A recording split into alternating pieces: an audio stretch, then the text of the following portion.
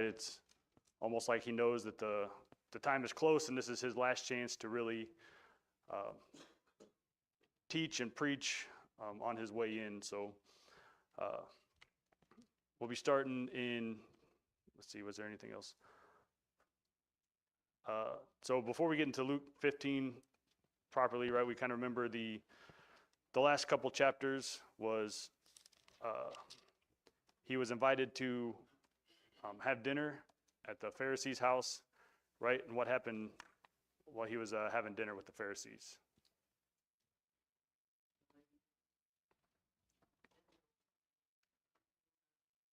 Yeah.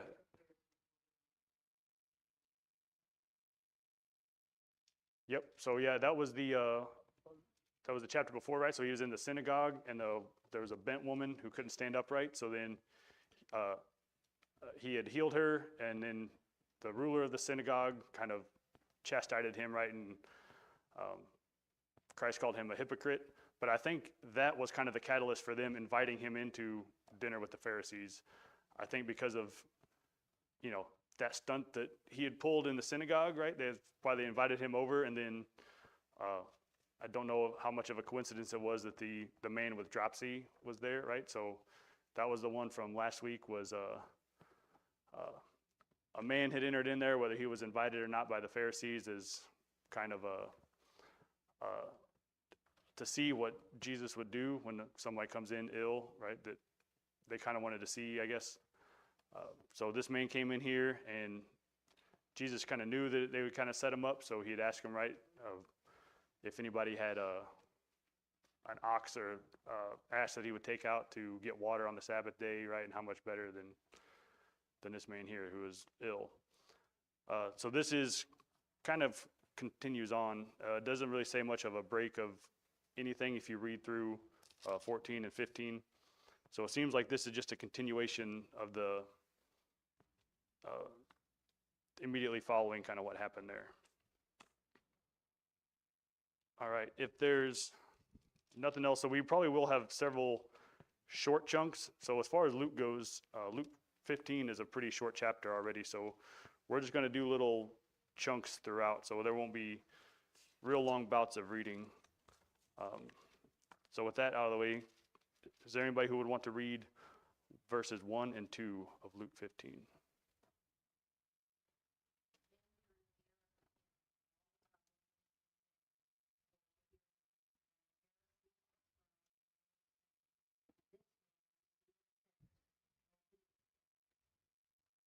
All right, so here we have the kind of the setup, right? So drew near unto him all the publicans and sinners, and it says to hear them. So what was a publican? A tax collector, right?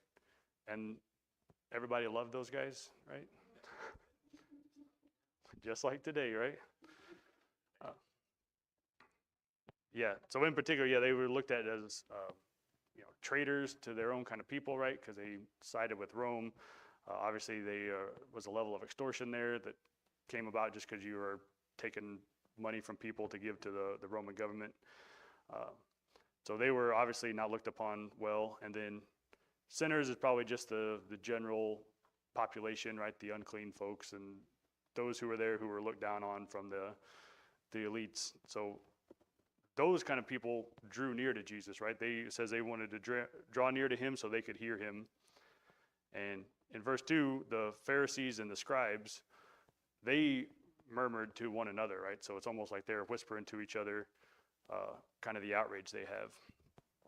So we've mentioned over the last several chapters a bunch about the Pharisees.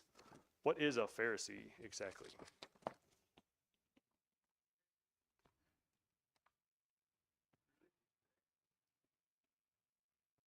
Yep, they're a religious sect. I wanted to do a little bit of a kind of a deeper study in it. So yeah, we know about the Pharisees and the Sadducees, right? We're pretty familiar with them through the Gospels.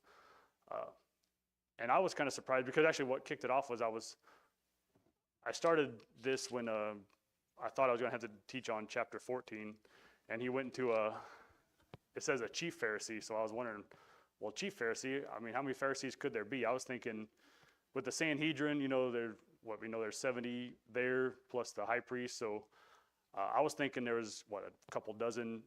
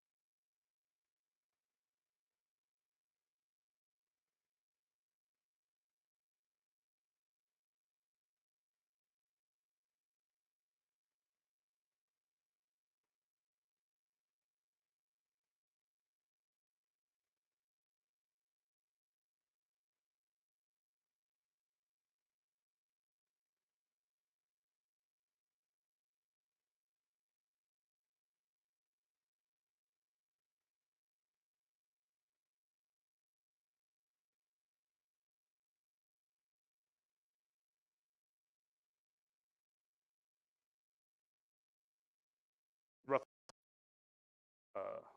of them at that time in Israel, which surprised me. All right, and then the other group mentioned here is uh, the scribes, right? So what was a scribe? The lawyers, right? Uh, kind of just what their job was, right? They kind of copied, right? They couldn't just go and press a button. They had to go and write it all down. So they were pretty versed in the scriptures because they had to sit there and copy it all day long, right? From the law of the Old Testament. So if you see a scribe, if you see a lawyer, that's talking about the same group of people. All right, so these guys here are coming and they're murmuring to each other that, can you believe like the sinners and stuff that he surrounds himself with, the people that come there, right? And then it was very much like somewhat of a caste system, right? If you think of, like, they thought that they were much better and much more blessed to be in that situation of a Pharisee than just the common people, that they were looked upon more favorably than God, that the things that they were doing were more pleasing to him.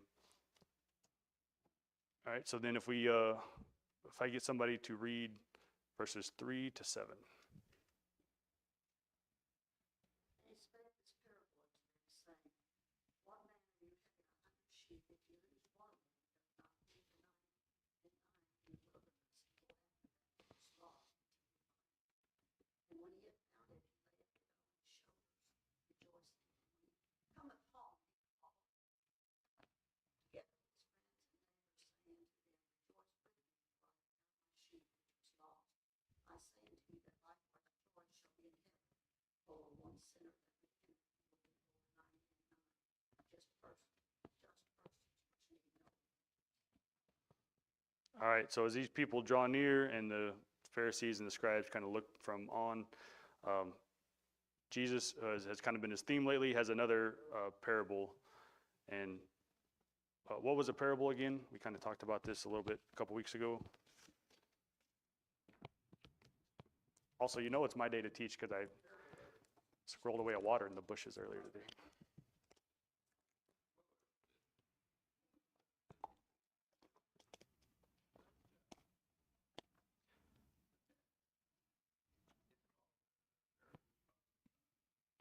Yeah. Uh, so is parable as a teaching tool? What's a parable?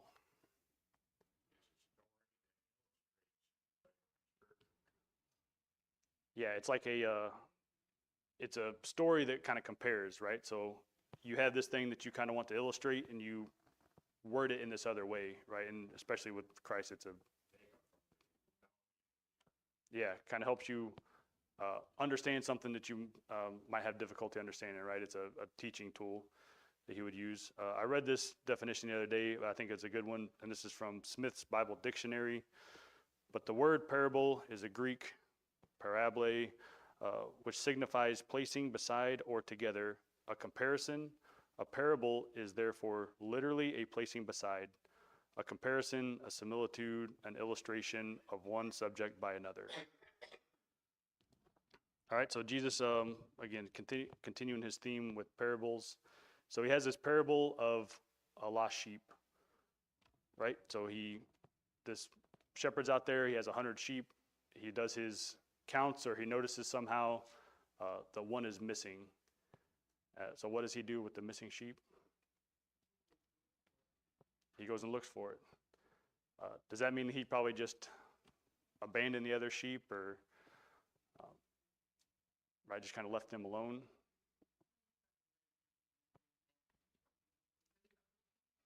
Yeah, it would be pretty irresponsible, right, if he just left them probably unattended. I'm, kind of looking at Israel. There's probably not a ton of pasture land, right? It's kind of known for a desert, so most likely there was other shepherds around. I didn't go look up the references, but right, we know when it came to like watering holes that there was always them around, right? If you remember, that was Moses, right? That he kind of ran off these people because they were kind of jumping in front of the line at the well. It's one that just came to memory, but so most likely there was other shepherds around, or they was in a pen or something. So they was obviously safe, and he wanted to go out and look for that lost one, right? And did he find that lost one? All right, then what happened?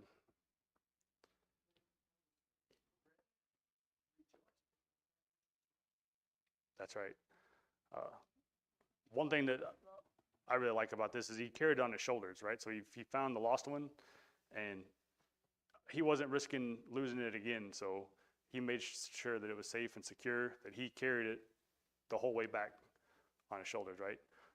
You kind of picture like a little kid, like a young one, right? That kind of probably ran off or explored somewhere that it probably shouldn't have. So, just picturing the shepherd, how much he cares that he's walking in this hilly terrain, and he's carrying this little one just to make sure that he gets back safe and sound with the rest of them.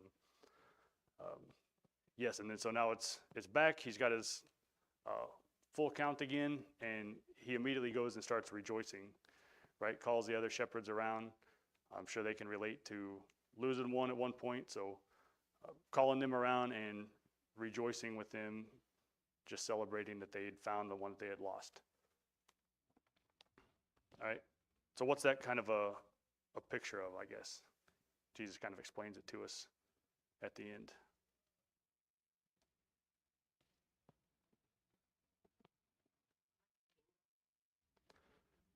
I'm thinking like so in verse 7 there, so likewise joy shall be in heaven for one sinner that repenteth, more than 99 just persons who need no repentance. Right, so that's he draws a very clear picture to salvation, right? And those who realize that they're lost and being found, coming back in, right? So the shepherd who cared enough to go out and look for it, right? It doesn't say it in there, but I kind of imagine it's dark, right? So at the end of the day, you bring your sheep back in, and that's when you probably realize the one's missing. So it's nighttime out there, right? But instead of just, well, I'll look for it in the morning, it's, no, I need to go out there, I need to go find this thing. So you go out there, just think of the hazards walking in sandals and stuff at night in the desert. rocky terrain, tripping over something, falling down, snake bit, who knows. But like that's the picture that I draw from this is the shepherd who cared so much that they went out there to go find it, right? And then when he came back, he celebrated because of, again, if they all came in at the end of the night, the other shepherds are there, so they're probably waiting for him, probably watching his other sheep for him. And then when they all come back, then they all celebrate, right? And again, he draws a picture that when one saved person comes in, right, we'll read that the angels in heaven all rejoice, right, from this one lost person who is back, who's came in, right? I think that's a great picture.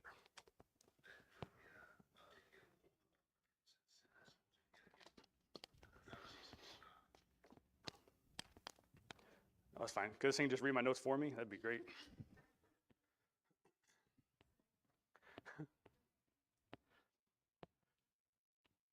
All right. I guess if somebody wants to read verses 8 to 10, we'll get into the next parable.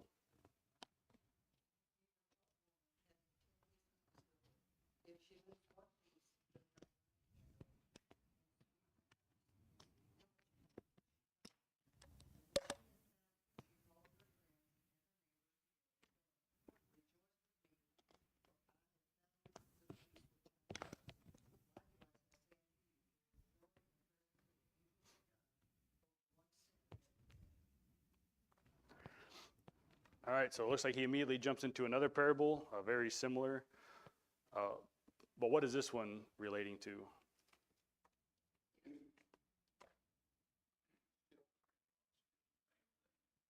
Still the exact same theme. Yep, a woman lost a piece of silver, right?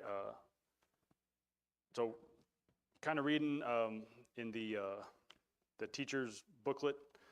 So potentially this could have been like her dowry, right? So it could have been something important to her, not just from a monetary standpoint, but from, just her potential. It could have had just more than monetary value to her, that if this was a dowry or something that she would have been holding on to. So yeah, she lost one coin, and I guess it's not that much money, 10 pieces of silver. It'd be worth quite a bit now, but it's not like it's an astronomical amount of money that it's completely worth your time to go and look for. But it says that she lit a candle and then searched diligent. Yeah, absolutely. And that's why it could have been more than just monetary value. It's something that was important to her, whether that was some meager inheritance, it was a potential dowry, like who knows, we don't know the context of it, but it was very important to her, enough so that you lit a candle, right? And again, I don't know how much it would have been back then, but I'm sure candles cost money too, right? So you're sitting there burning a candle to look for this thing, and you're scrambling kind of all over the place looking for it, and then she finds it, and then what happens after she finds it?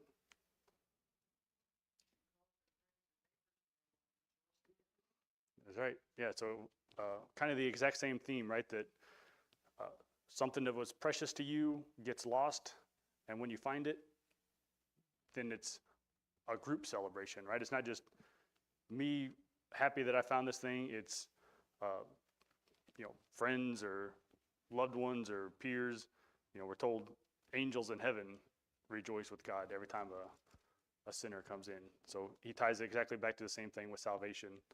That something is precious to the owner that gets lost, it's worth celebrating when that thing is returned.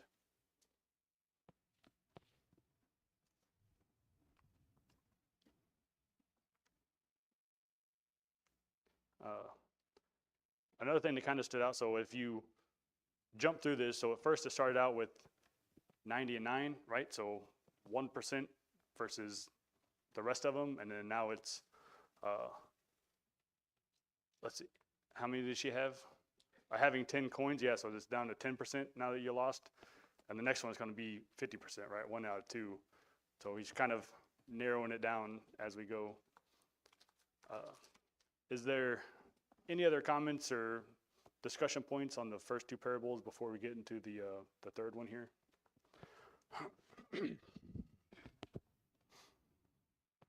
burning through my water. All right, so you're gonna watch me flip a page, and then we'll get into the last one. And I do want to kind of go through it in chunks. So this one will be the commonly called the prodigal son, right? Parable.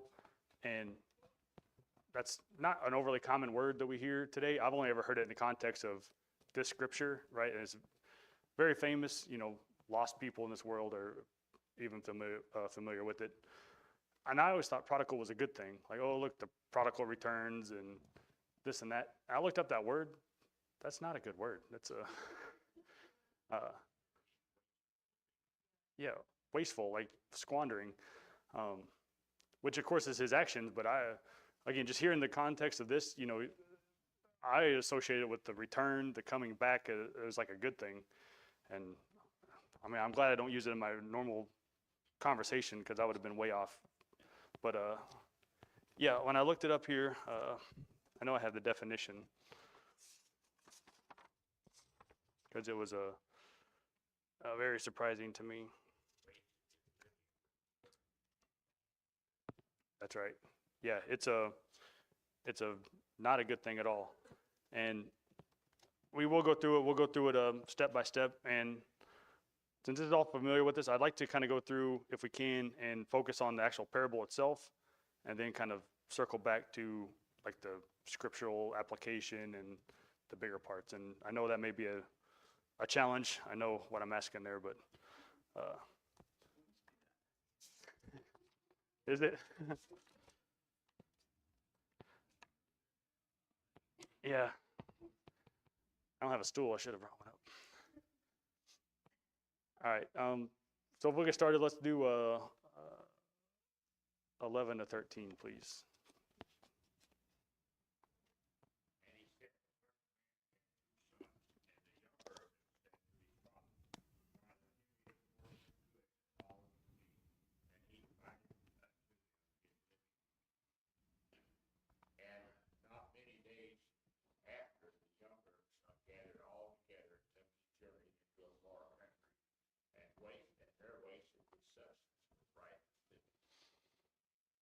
Yep. So here we have another parable immediately following the first two, and this one is around a man who has two sons, right? And it says that the younger of them went to his father, and he said, "Give me the portion of goods that falleth to me."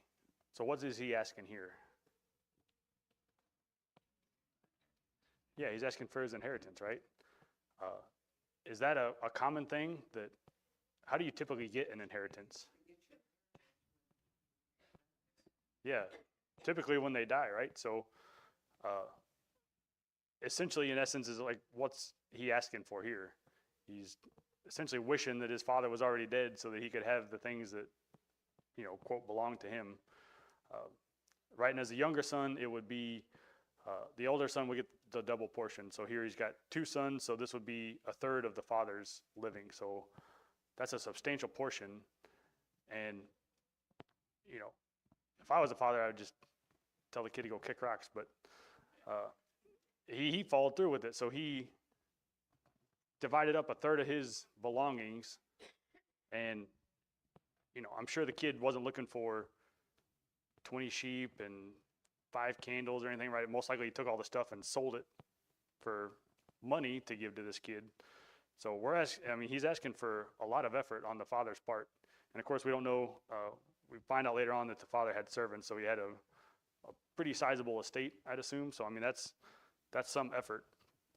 But yeah, it's probably completely inappropriate for somebody to come up to a living father and ask for your portion of the inheritance because you want to get away from this person, right? It's one thing if you need help, you need a hand, something along those lines. This person is completely rebellious and they want to get out from underneath their father. And the only means to do that is to take 1/3 of his belongings from underneath him and leave out, right? So again, it says that the father followed through with this, and then right afterwards, the younger son, not many days after, kind of gathered up everything and went on his journey to a far country. Why do we think he went to a far country?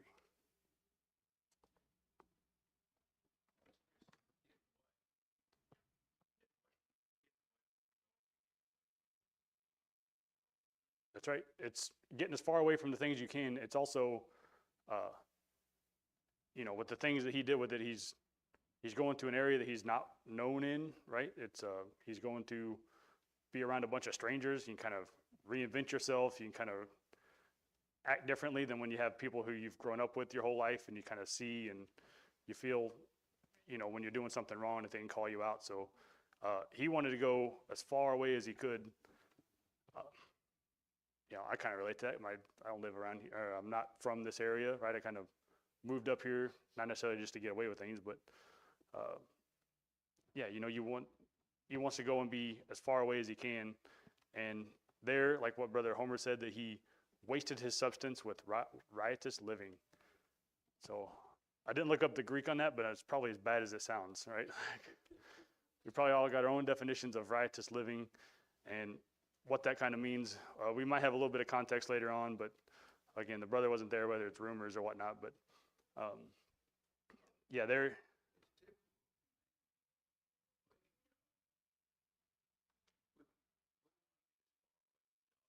That's right.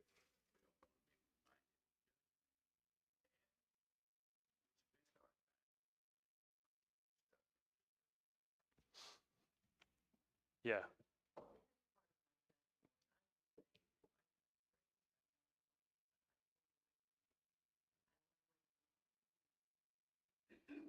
living right. Mm-hmm. Yep. Yeah. I can certainly relate to that too, right? Most everybody knows I didn't get saved until 2020, and the entirety of my life was atheism, and not just like take it or leave it. Like I was actively rebelling against what I grew up in, arguing and debating with everybody about how ridiculous it was. I was very against. We're told that those who aren't saved are at enmity with God, right? I mean, I certainly was. I was in his face about it, right? So I certainly kind of relate to this guy here who didn't want anything to do with his family or anybody he grew up with. He just disrespected everybody, took his inheritance, and ran as far away as he could, just to kind of squander it. All right. Can we read 14 to 16?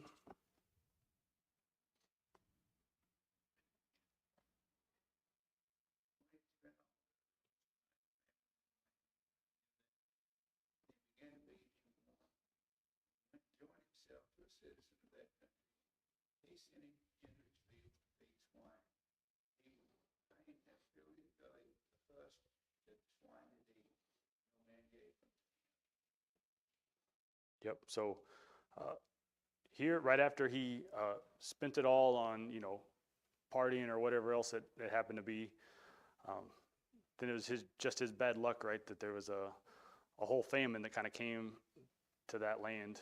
And obviously it says he squandered his money, right? He didn't invest it, right? Would have been a wise move. You get all that kind of money to do something that's going to pay out. But so now there's a famine, and he can't afford, right, all the friends and stuff that he made. I'll do friends kind of in air quotes there, that he was hanging out with aren't helping him. So now he has to, I'm sure being a beggar probably wasn't a good option, but he went to go work for this man. He joined himself, it says, to a citizen of that country, and that man gave him employment to go feed his swine, right? So this person here is Jewish. Do Jews typically hang out with pigs and swine? No. Right. They had not just a low opinion of them, they didn't really have anything to do with them whatsoever, right? So it seems like this guy went to a Gentile country, right? So it was a Gentile farmer because this man was a citizen of this country. So he didn't even want to be around anybody who was a part of the law or the Old Testament or anything. He wanted to go completely opposite direction. So he linked up with in a Gentile country, and he got employment to feed this man's pigs out there. And it says in verse 16 that he was so hungry that he considered eating the pig's food, right? The husk of it. Are pigs known for like picky eaters and eating clean stuff or anything like that? No. You'd have to be pretty desperate, I would think, to start wanting to eat the pig food. And it's not even like feed that comes in a bag. You know, it's like table scraps and leftover stuff. It's called husk, like the throwaway parts, right? Like you're gonna go and chew on a husk. Yeah, exactly. Yeah, just they put it down in there. Now that's a pretty low point to be at, I would think, to really kind of consider that. So we're also told that he's he's hired by this man, so it's more like a day laborer versus kind of like the servant in the household, right? That would kind of be with that person. This man's just here just for this employment opportunity. So he's down here. He's at a very low point, kind of down in the mire, right? And if we want to read 17 to 19, we'll figure out what happens next.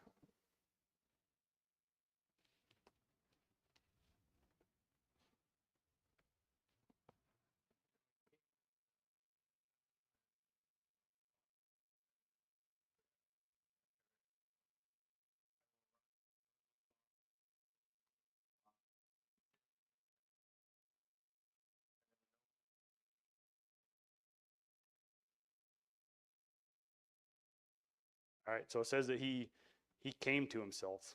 What does that mean? Came to his senses, right? So he realized the point that he's at, this low point. Sure, he reflected back on everything that led him there and how it was his own poor decisions that put him in this situation. And so after he realized that, kind of what was his realization? What did he determine himself to do? Yeah, he wanted to go back to his dad, right? He realized that he's sitting here about to eat this pig food, and how much more the servants in his father's house.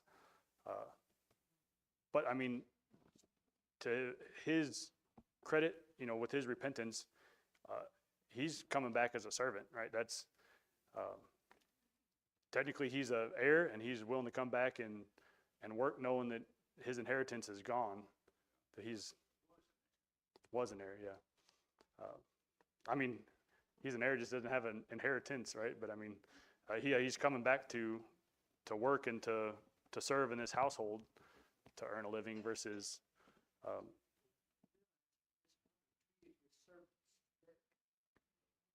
yeah,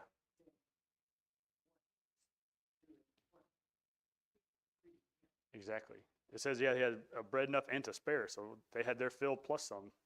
Um, as a-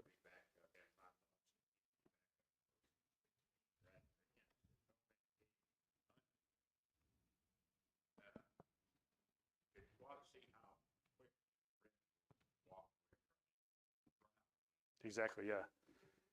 Yeah, I'm sure. Obviously, this man wasn't diligent with his money, so just throwing it out left and right, and yeah, that's going to gather a bunch of people around, right?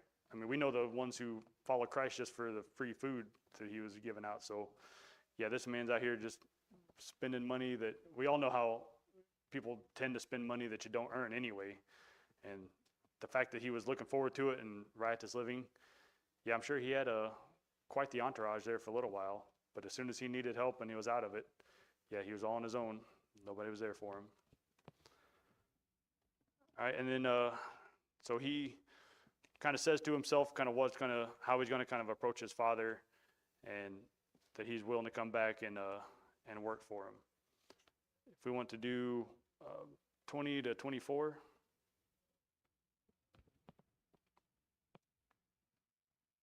Of Luke 15.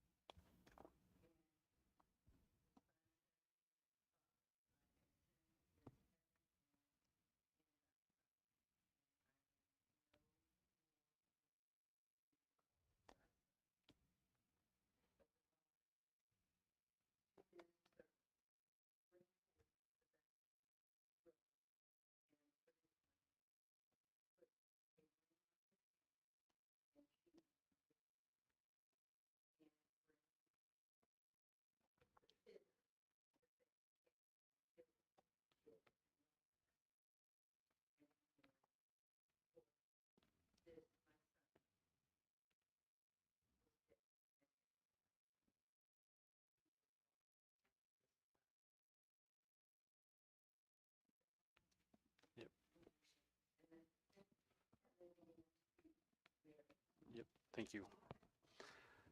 All right, so he does his plan, right? So he gets up and he starts to go back to his father's house, uh, making his way back there. And it says when he was a great way off, his father saw him, right? So what does that kind of indicate to us? That he was looking, right? So uh, we're not told how long this man was gone, the younger of the sons, but we know that his father was at least always hopeful that he would return, right? Because he's out there looking for him, kind of scanning the horizon, and he sees him, and he runs to him, which probably isn't a common thing anyway, right? It's to have just be sprinting out there, but he runs and he jumps on him, and I'm sure the whole way back the son was kind of rehearsing what he's going to say, right? And he starts into it, and as he starts his sentence, what happens? Yeah, the father cuts him off, right? You won't even hear the rest of it. And again, I'm sure the whole way back, this guy's rehearsing how he's going to say this to him. And what's the father do? Fell on him, kissed his neck, right? Embraced him, kind of grabbed onto him. And then he starts telling the servants in his household to get things ready for him, right? So he's going to put on the best robe. He's going to clothe him. He's going to put the ring on his hand and shoes on his feet, right? So take care of him, clean him up. Plus, they're going to kill the fatted calf and eat it, which kind of reading about it, the red meat in the Jewish culture was kind of a rarity, right? It was meant for feasting occasions and sacrifices. They ate a lot of fish and chicken and stuff, but red meat was pretty irregular. So this was definitely a joyous occasion for the father. And he says, for his son was dead and is alive again. So he was always hopeful that he would return, but he'd essentially written him off as gone, that he wouldn't come back. All right, if we can get somebody to read, let's do 25 to 28 real quick.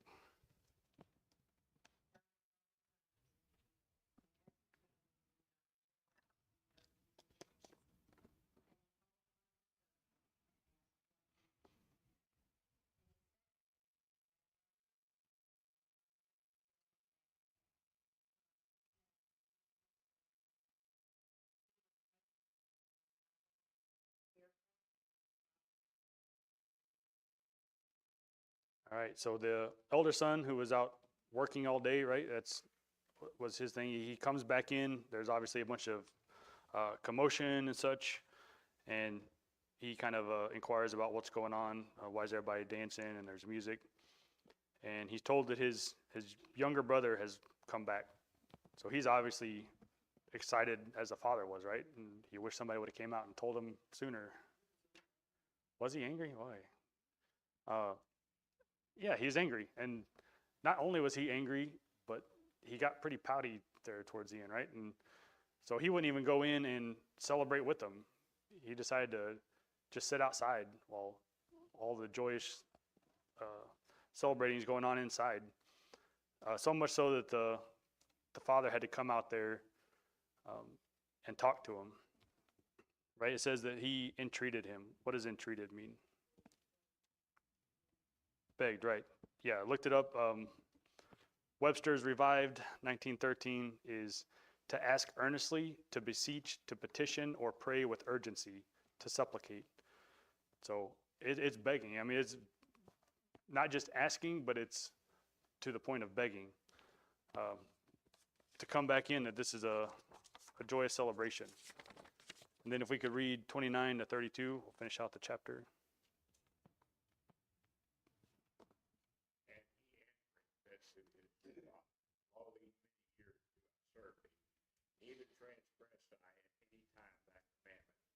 Yet God never gave us me a kid that I might make merry with my friends.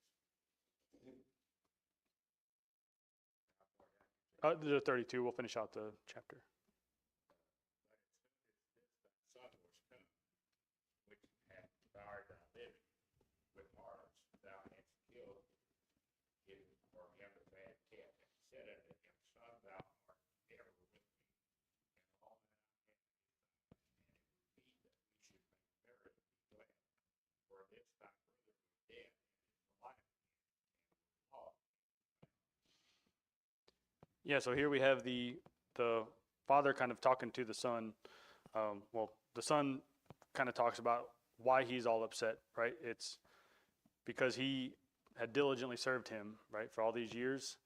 Uh, so the son is really focusing on the things that he's done, right? His service and his works with his father, and he doesn't really have an eye for the grace and the forgiveness that's kind of coming in, right? He's very much about what he's done and getting recognition because of that. All right, and then what happened? What's the father kind of tell him?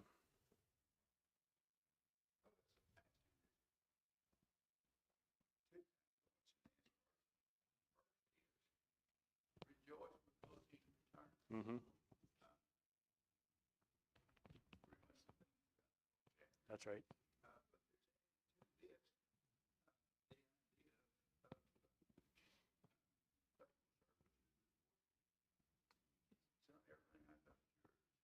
That's right. Yes.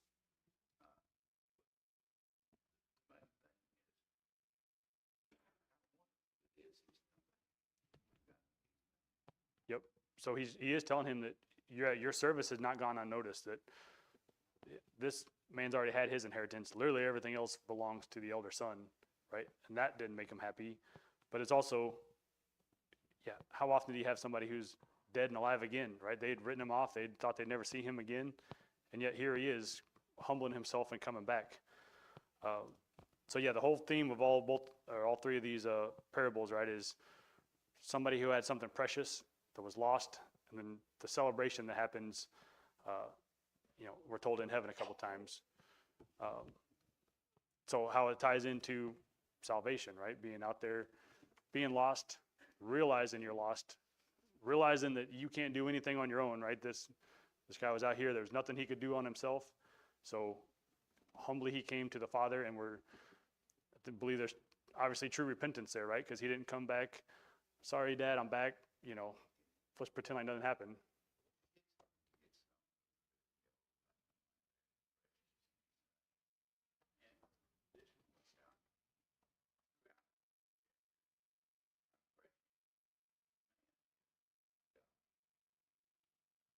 Yep, indeed. Yeah, and coming back with joy and celebration, right? I'm told the angels in heaven celebrate with God every time that somebody realizes that they're lost, realizes they can't do anything on their own, that they need help of a loving Father, right? And He's there for each one of us.